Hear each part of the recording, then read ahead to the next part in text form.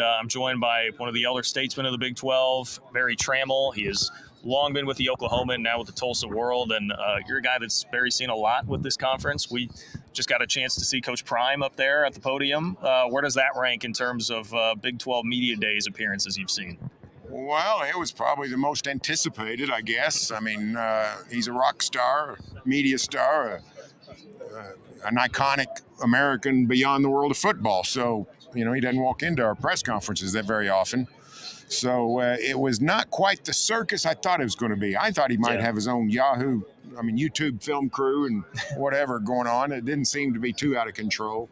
But he certainly is an unorthodox coach. I mean, he answers questions differently. He recruits differently. He does everything differently. So he's great for the conference. Shines a light on the Big 12 that wouldn't be there otherwise. So that's good. I recommend going more than 4-8 this season because that won't last even in Boulder. So, but he's certainly an interesting fella. Hey guys, quick message here. Appreciate you tuning in. Make sure that you get to ofbnews.com. You can get signed up for the Big 12 newsletter. If you're a Big 12 fan, you want all your Big 12 news straight to your inbox, exclusive interviews, my analysis on everything that's going on, ofbnews.com. If you're a supporter of the channel, would really appreciate it if you get signed up. What do you think he'll do this year? What do you think is in store for him? I've talked to some football people, and they think he's gotten better on the lines. You know, he's just no good on the lines last year. So there's reason to think Colorado will be better. It's a tough schedule. He doesn't have an automatic win in non-conference. Right. What he's talking about, North Dakota State's legit. I mean, you know, Oklahoma State opens with South Dakota State, which is the two-time defending champion in 1AA. Superseded North Dakota State, but you don't want to play either one of those teams. So it's going to be a tough row, I think, for Colorado, but I think they would have a chance to get to 6-6. I don't see them being a contender. Yeah, I'm right there with you. This conference as a whole, I mean, you're now kind of split. You're going to be covering the SEC, I'm sure, with Oklahoma, but Oklahoma State's still here in the league, and you've seen this league evolve. How do you feel about the strength of the league under Brett Yormark right now and the position that they're in? Well, I like the league's stability and direction. I think Yormark's bringing a marketing edge that we've never had in the Big 12. I think that's great. You know, the Big 12's not in great financial status compared to the Big 10 and the SEC. But the truth is, these programs that are in the Big 12, they've always faced uphill battles when it comes to college football. Yeah. Oklahoma State has never been on a level playing field with Oklahoma. Texas Tech has never been on a level playing field with Texas. Kansas State, Kansas, they were never on a level playing field with Nebraska. So there's really nothing new. The thing I like about this league is everybody now is on a level playing field. There's nobody that has a $200 million athletic budget when most people have 110. I think it's we've seen the parity in this league grow, even with OU and Texas the last 3 years in the league. So I'm very bullish on the football side of this league. Anything can happen. Lots of stuff will.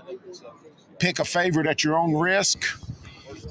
Somebody could come from far back in the pack. If Central Florida won the 24 title, it would not stun me. If West Virginia won it, would not stun me.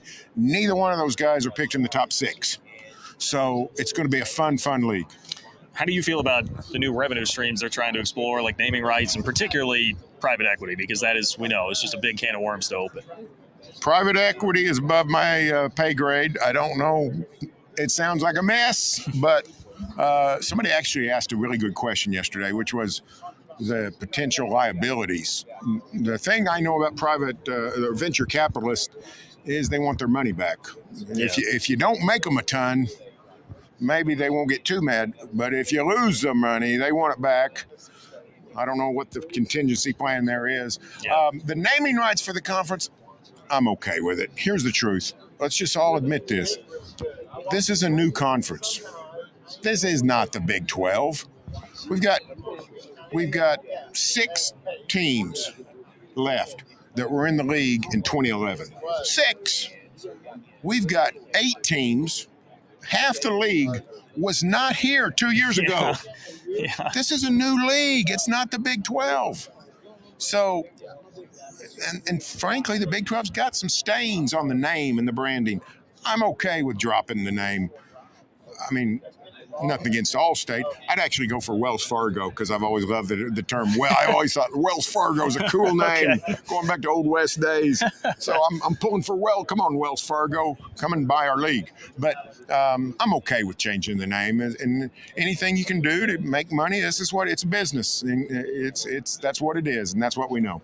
Well, here's my theory on the way the playoff sets up now for the Big 12, right? You're further away from a national championship, obviously, because you would have to win multiple games against high-level competition. But perhaps a team, if someone is going to grab the bull by the horns and say go to the playoff 3 of the next 5 years by winning, that's an opportunity, honestly, to build your brand that probably wasn't there before, right? Because you'll be in the playoff, and that's what most people care about. Somebody could, not necessarily will. We might have a stretch where we have – we've had 4 champions the last 4 years. We could keep going down that road for a while.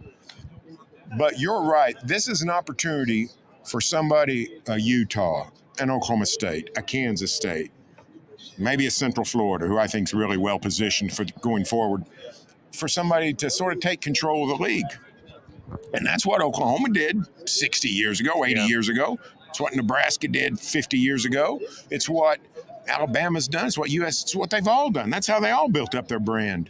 So, sometimes you get too worried about, the conference in general. But if you're TCU or Texas Tech or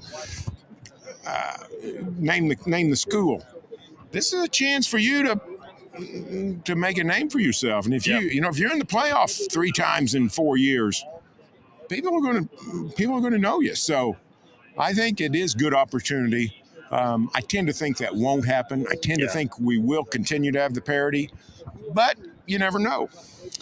What are the odds that it is Mike Gundy at Oklahoma State? You've covered him for a long time, and I'll be honest, last year when they had the portal exodus that they did and the start that they did, I thought it was done, but he figures it out year in, year out.